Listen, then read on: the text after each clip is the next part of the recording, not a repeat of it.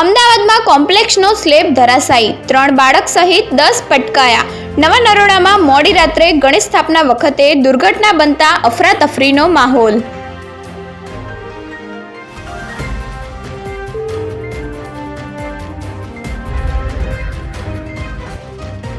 અદાણીએ 1000 કરોડમાં 10મું jet ખરીદ્યું. સ્વિટ્ઝરલેન્ડમાં 35 કરોડનું interior કરી 5 સ્ટાર હોટેલ જેવું બનાવ્યું.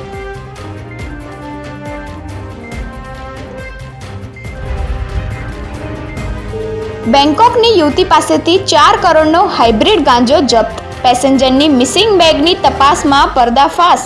કસ્ટમ વિભાગે પૂછ્યું તો યુવતીએ ડ્રાઈવરને બેગ છોડાવવા કહ્યું.